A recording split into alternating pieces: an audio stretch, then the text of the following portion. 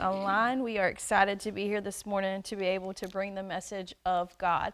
And today's message is of glory because we know that Jesus fulfills God's message of hope, and we find that in the law and the prophets. And so today we're going to kind of do a little reflection of where we see that, especially with Jesus's transfiguration on the mountain. So I'm really excited to be able to work through this lesson with you guys this morning. Before we get started, I want us to think about what kind of signs would make it really easy for us when we needed to make a decision. I just want us to take a second to be able to think about that, because I feel like it's very important sometimes. We've had a message recently, 2 weeks ago, on making decisions and making good choices. And sometimes when we're trying to make those choices, it's really hard sometimes for us to decide, because we don't want to make the wrong choice, but we also know that not making a choice is also choosing, which was part of our message that week. And so sometimes we think it would be really cool if just something appeared and said, this is what you should do. And we put it in God's hands a lot of times and say, God, I need a sign. I need to know, is this the right choice? And so I want us to think for a second, what would it be like to have, or what would be the sign rather that you would need to know that it was the right decision? So just take a second to be able to think about that.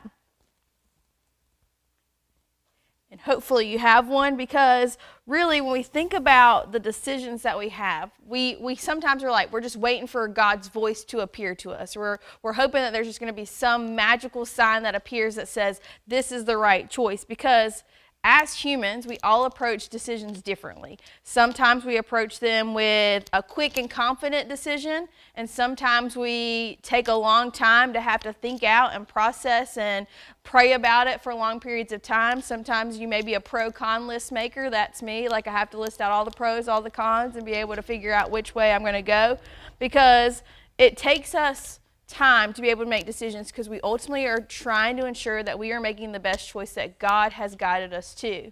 And I think it's a reminder of us that when we're making some of those decisions, that sometimes we get in our heads of what God wants us to do, but ultimately God already knows what decision we're going to make, and He's there to guide us through whatever that decision is. Whether that be, to Him, there is not necessarily a right or wrong if we know that we're doing something to glorify Him.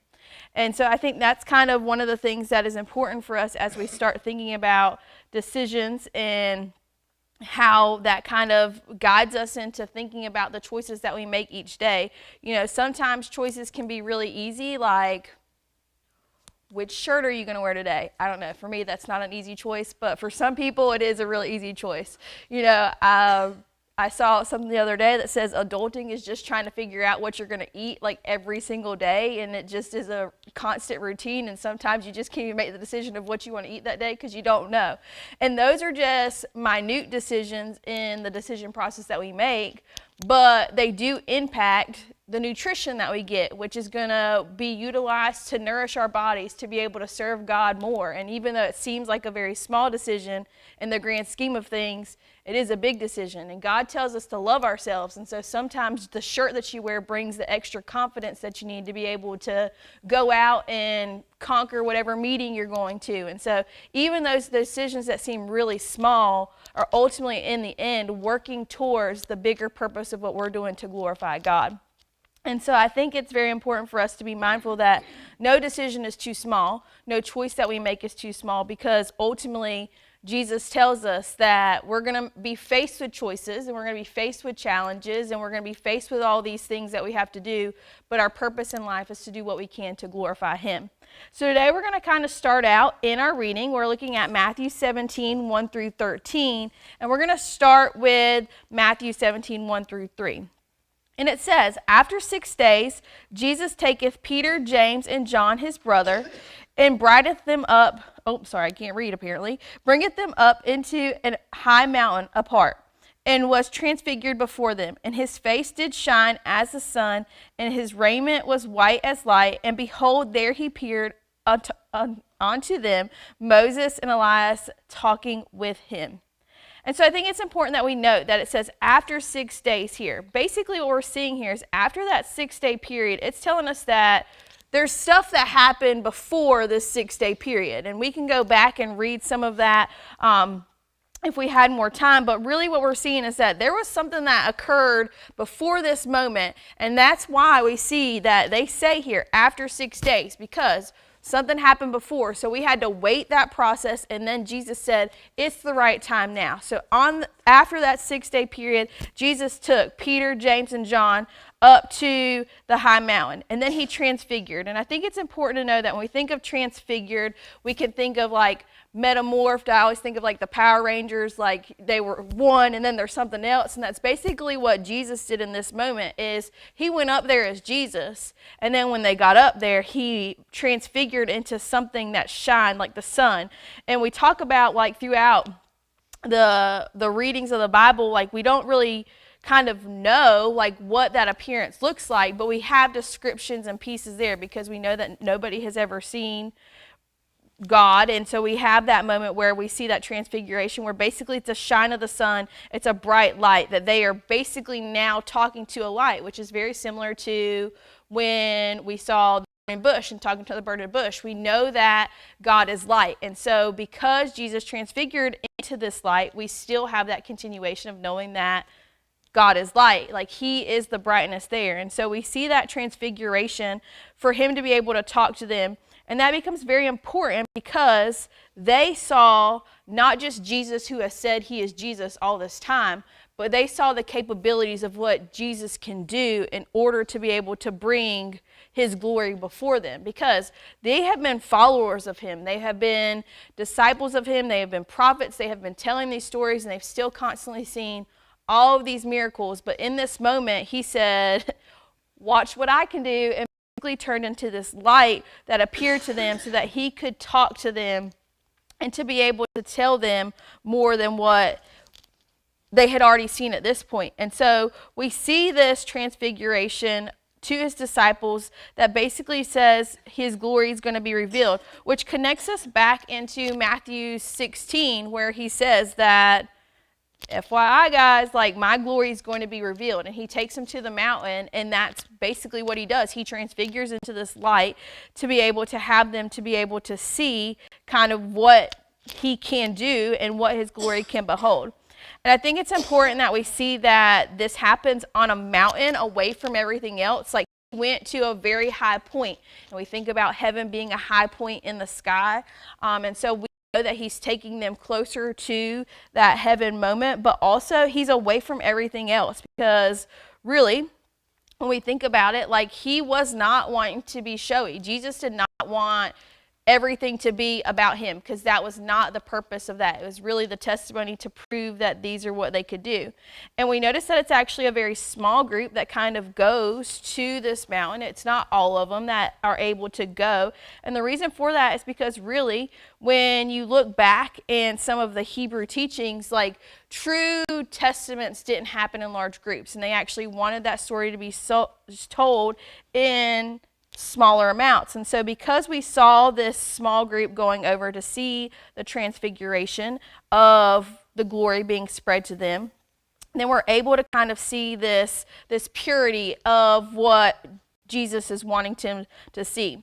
And I think it's very unique that they talk about like the sun and the connection of the white as the light, because throughout so many things we see that light is a connection to us, but as well as white as light. White in our minds symbols purity, and we know that Jesus was pure in all that he was doing because he wanted to be able to ensure that believers were able to see the good things that he could do, even though the disciples were sometimes sharing those stories. So we oftentimes picture Jesus and God in white because we know that that garment was white, dressed in those white clothes. And so we're able to see that purity that they encounter in that transfiguration. I think it's also important to note that that transfiguration was not as temporary in the moment as sometimes we see, like mentioned before, like sometimes we wish we had just like an instant. Like the transfiguration that Jesus set forth was not to be a quick moment. It was really guided to create this image of transfiguration to be able to kind of say, like, I got a big message, and this is where the glory is going to come in at. So when we kind of move into that, we see that we have prophets that were there. We have some of that connection to the law that was given by Israel of we are having this covenant relationship with God.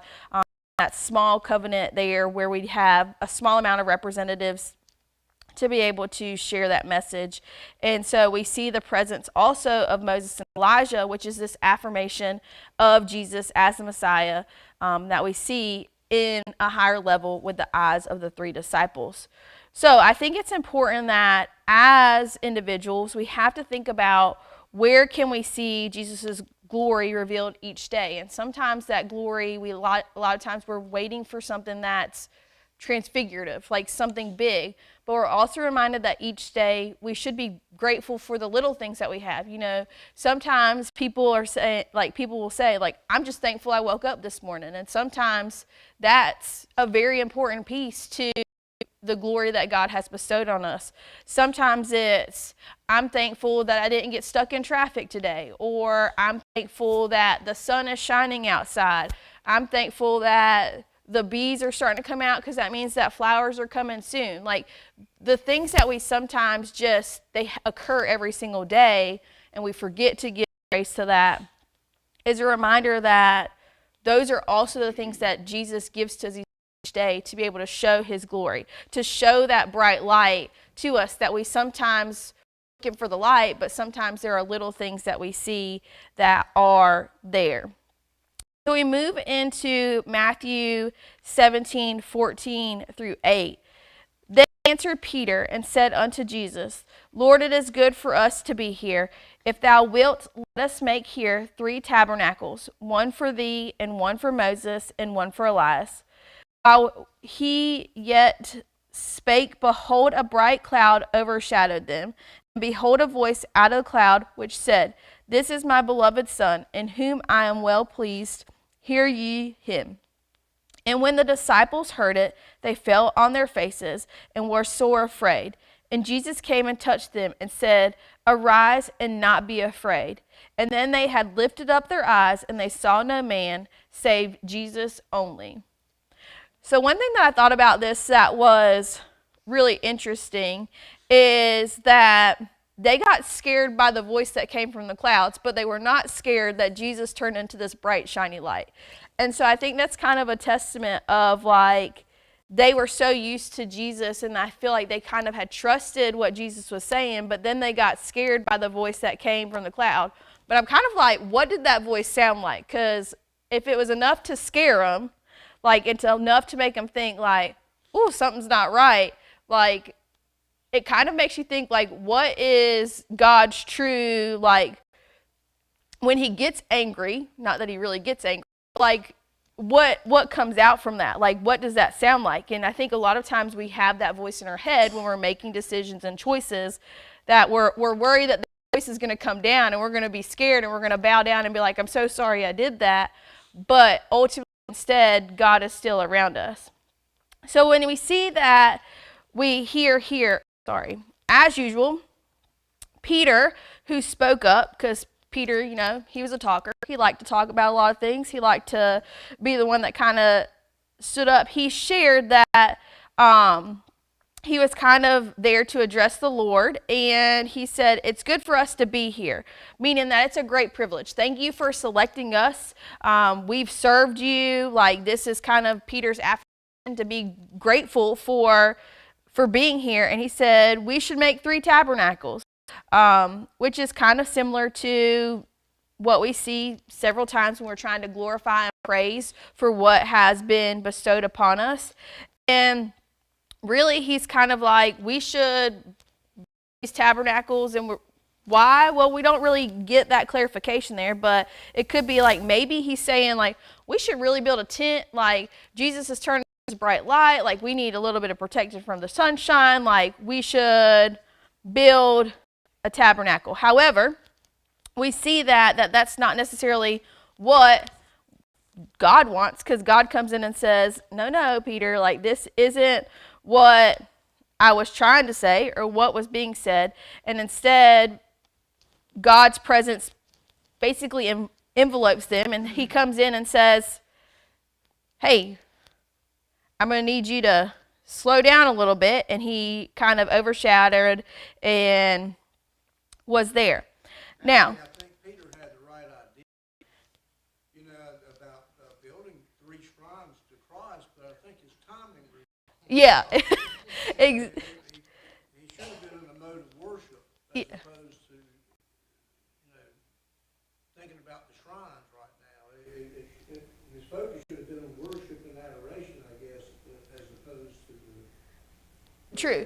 And I guess, for them, too, the tabernacles to them were a place of worship. So I think he was, like you said, he was coming from a good place. Like, he was trying to say, we should build these tabernacles to be able to worship, but also to be able to protect us from the sun that's there. And he was in a good spot, but he was kind of not the right time. And how many times have we been faced with a choice, or we've said something that was probably not said at the right time, and we're like, let's rewind, let's pretend that didn't happen.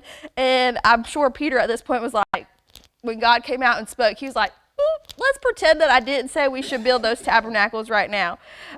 So we kind of see that happening, but we hear that God finally comes out. And while they were afraid, it kind of refers back to how others have been afraid of God throughout time. Like, we have seen throughout history that God appears to people or creates these moments where they're faced with this fear, because ultimately, I think in moments where we know that God is kind of given us a little bit more sign than sometimes we have expected, we kind of become a little bit more reflective in what choices or decisions we have made. And I think in this moment, Peter was like, oh, I probably shouldn't have said that. But I think that gives his humility. But I also think they bow down because of that submission, knowing that they are submissive to God, and God had that voice to make them feel like they needed to bow down. But it's okay, because Jesus comes back and he basically comes to them and says, or he touches them first and says, do not be afraid. And how many times has Jesus or God told us to not be afraid? And yet still many days we are faced with the fear of the choices that we're going to make, or the fear of what we're going to do. But God tells us all the time, do not fear. And to me, fear is one of the hardest things for us to conquer, because it's a natural instinct for us to be able to feel. And either way, God tells us not to. And I think about the movie, The War Room, and the little old lady who just she just lives her life, and she's like, there is no fear, because she knows that God is with her. And no matter what happens or what the outcome is, she knows that at the end of the day, she's going to end up with God. And for us, that is why fear should not be scary for us. We should be grateful that there is somebody that cares for us, that has prepared a place for us, that we don't need to be terrified, because we know that one day we're going to get to live our lives with him. But I think that it's kind of interesting here that Jesus does touch them, because I think about, it's like a human nature, for comfort, we naturally want to hug people when we feel like they're sad or upset or scared. And for us, it's that human contact that Jesus does in this moment. He just touches them and says, don't be afraid. Sometimes just having somebody's touch can calm us down. And we see that in this moment is Jesus knows that if I just have that nurturing touch of touching them, I can encourage them a little bit more to not be afraid. And so when the disciples looked around, they had just heard this voice, they got scared, they had seen this light, and then all of a sudden the only thing that they saw there was Jesus, his singular presence, and he commanded them to listen to him alone. So I think it's important for us that sometimes we get in our own thoughts, similar to Peter, let's build the tabernacles, that it hinders our ability to be able to hear and act on Jesus's words. Jesus brought them up to the mountain to be able to praise and to be able to share the ultimate testimony. He had transfigured to them to be able to be this bright light. And still the first thing was let's build some tabernacles.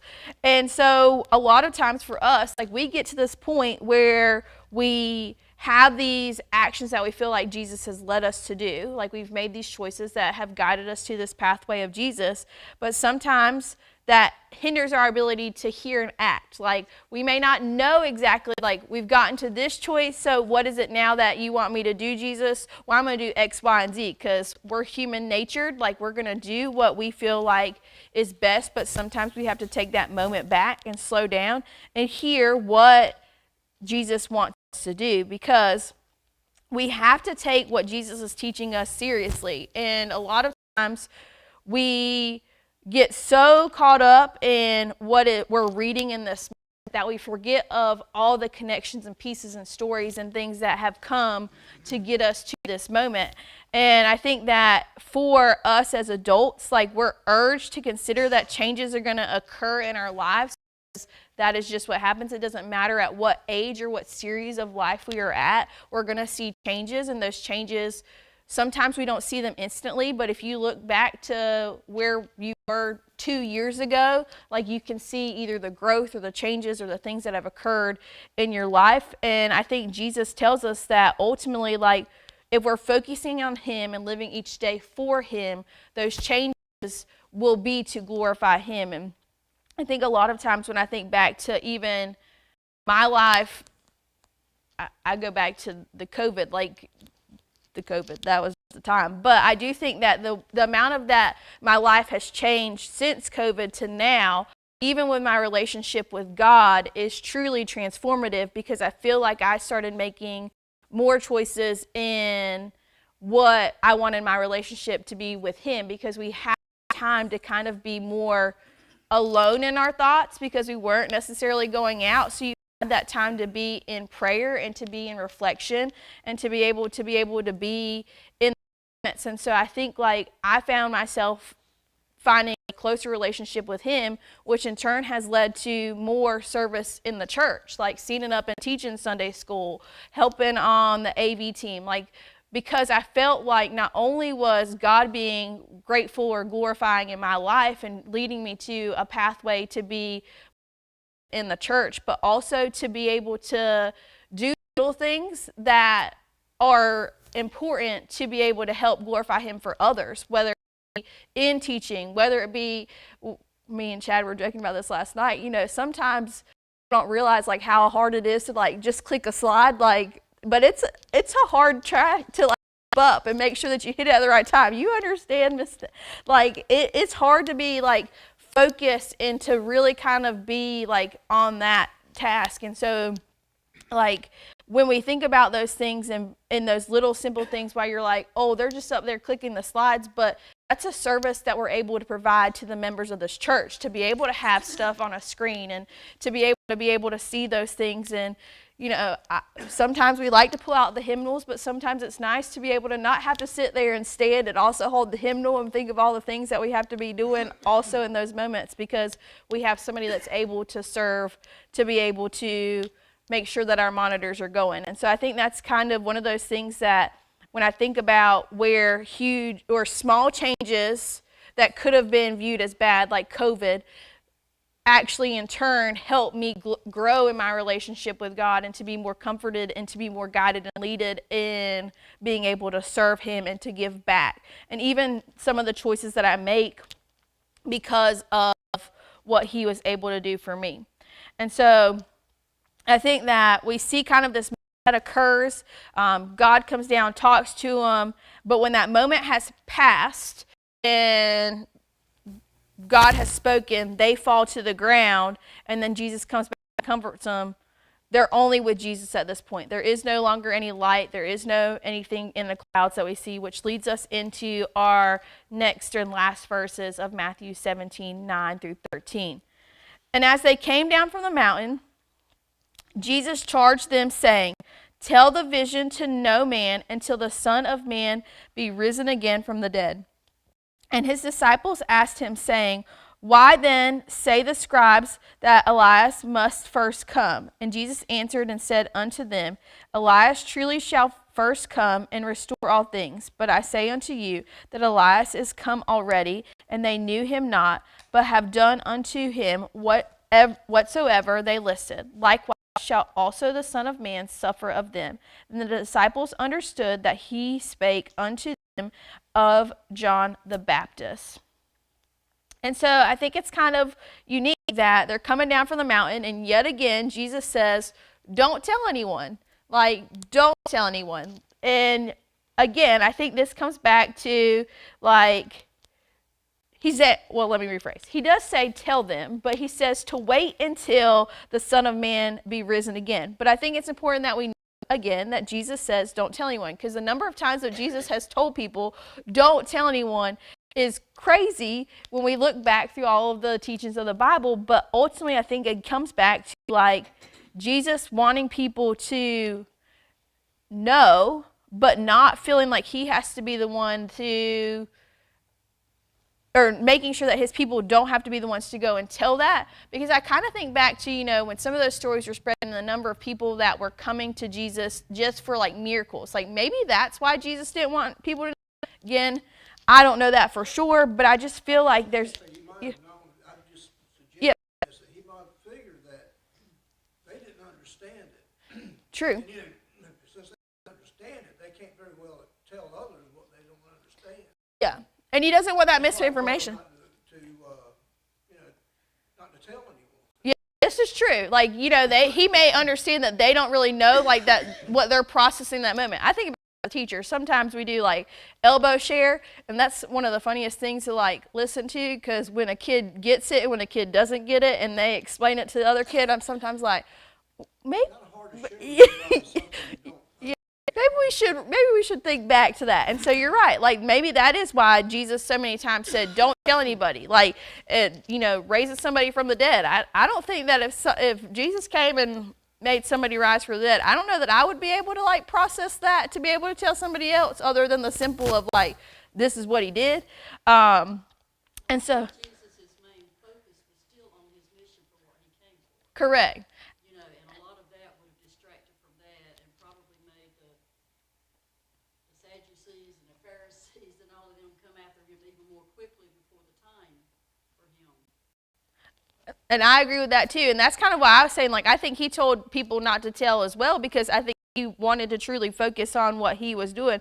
But I do think it's interesting in this time that he says, until the Son of Man be risen again from the dead. And at this point, he's saying, like, even though I've told you this, like, and even though I've told you I'm the Son, like, and you just kind of, like, heard it yourself, like, I want you to know that the Son is going to rise again from the dead. And I'm letting you know, like, I'm going to die one day. And they still, numbers of times, didn't think that this process was going to happen. And even though Jesus kind of was preparing them and showing them that this was going to happen, they still fully didn't grasp, similar to you saying, that this was going to happen. And even until it happened, they still were kind of like, it's not going to happen. And then it happened, and then they were still, like, in disbelief that it happened. And so I think it's unique that basically Jesus said, tell the vision to no one until the Son of Man be risen again from the dead. Because ultimately, he's saying, like, you're going to experience my resurrection. Like, it's coming. Like, it's getting closer than it has ever been before. And so you're going to have to share this. And you're going to go back and say, like, this is what happened. But until that happens, let's go. And I think that actually, now that I read this again, kind of connects back to what we were saying. Like, they didn't understand it. And it isn't until the Son truly arose, we saw that resurrection occur, would they actually really understand what Jesus had been trying to do along all this time. So the disciples did ask Jesus about the coming of Elijah, and Jesus affirmed that Elijah had come as a forerunner for the Messiah in the person of John the Baptist. And so we kind of see that they finally made that connection there, like, oh, so this has happened. So what has been prophesied and what we have seen is coming to fruition. But we still are like, okay, is it going to happen? When's it going to happen? Because I think, again, even us as people sometimes experience that doubt of what is to come. Like, when we make those choices and we make those decisions, like, we know that there's going to be a path that comes, but we don't see maybe the immediate decision that we want, because that's not what God had intended for us to do. And so we see that we're experiencing this moment where we see Jesus has taken them down from the mountains, has asked them not to be able to share until they truly have seen that risen from, or the sun risen from the dead. But we have scribes that have kind of come in to be able to also share and tell that story, because ultimately we know that the Son of Man is going to suffer. Like, we know that's going to happen. And Jesus has predicted this already, which happens earlier in Matthew, which again is kind of back to that very first line where it says after 6 days, because we said before that things have already occurred throughout that we didn't have time necessarily to share in our stories. But he says that this is going to happen, and we're going to see suffering in the same way that John's life was taken from him, so will Jesus' life be taken from him as well. And so we see that, and that basically the disciples understood that Jesus identified Elijah as John the Baptist, and we see that we're going to kind of see transgressions of his story continue to happen as he has said, because he's kind of alluding to that and still trying to remind them, like, this is happening. And so when we see that problem,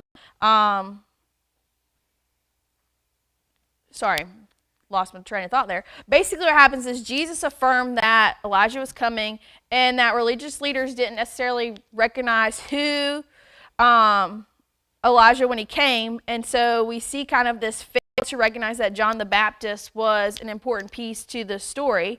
And they treated him really harshly. And so we kind of see that story of John the Baptist being treated harshly was just this foreshadowing of what Jesus was going to also experience himself.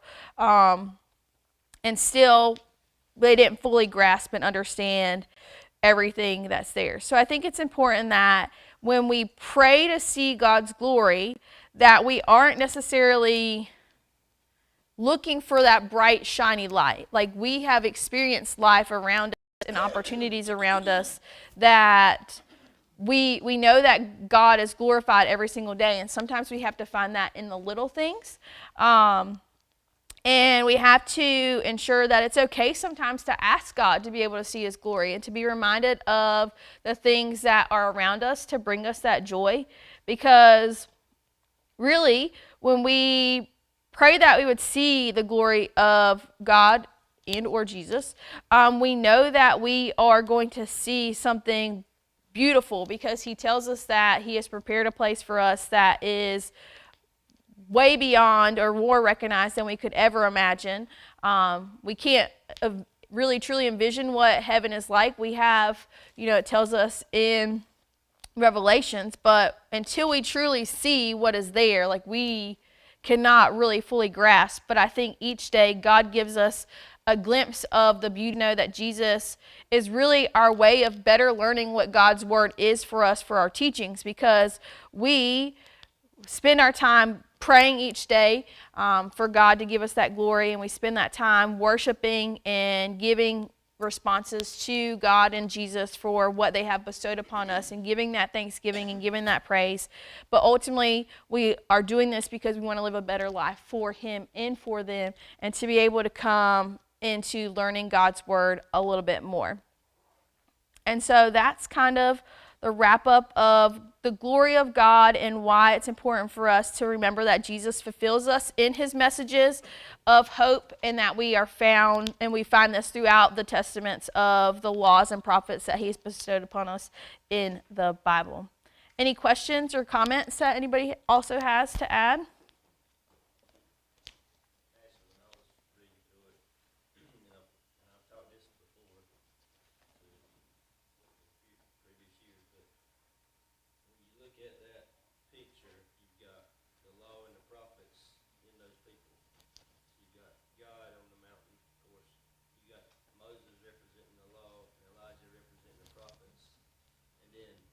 Taken away. And I think part of this was because we just came off of the disciples being asked, who do you say that I am? And Peter says, you're the Christ, you're the Messiah, the Son of God. And so this experience, I think, was to teach them, you're the next phase. The those guys were before me, you guys are after me, and by pulling Elijah and Moses out of the picture, and they're just with Jesus, he's no longer just a man anymore. Now he's transfigured like you've been telling us, and they see him in a new way. And so that whenever they're going to see their resurrection, they'll think back and go, now we understand why he showed us that. And so, like you've been teaching us today, for us to try to find what is it that we see that makes us say, he's not just a man, he's God's son, he's God divine, so he's glory too. Yep. For sure. I think that's a very important piece for us to be mindful of, is that, like, we know that there are things around us that he reminds us each day, like, I am who I say I am. And sometimes we have to just find that and be mindful of those things. But they were still learning. Yeah. Like we do too. Yeah. Because we're not perfect by any means. We're not there. So he stuck his mouth again, and Yeah. when they asked him, are you one of the disciples? I go, nope, I don't even know who Yeah. that guy is. Yeah. I mean, he still learns his whole life. For sure. And I think that's even for us, you're never, like, and I think about too, when we come and you hear a message one way and then you hear it another way, and the things that you learn from those messages each time, like, it just because you've heard a message before or we've read something in the Bible before does not mean that the teaching is going to be the same, because I think God uses that as a pathway to glorify him in a different way, because maybe the answer that we need that we didn't realize we needed is just a little bit different this time than what it was the last time that we read it or looked at it. Which I think is why he tells us all the time that you can never spend too much time in the Word, because the Word is going to guide us in a different way for whatever he wants us to do, because I think that's how he communicates with us. That's how he spreads his connection to us. It's funny that Peter opens his mouth so much. The minute God speaks and says, listen, instead of talk, then you bow down. Yeah. Okay, I'm not. He said, oh, sorry, my bad. I'm just making a joke here, kind of. Jesus was probably thinking, now, why did I bring Peter?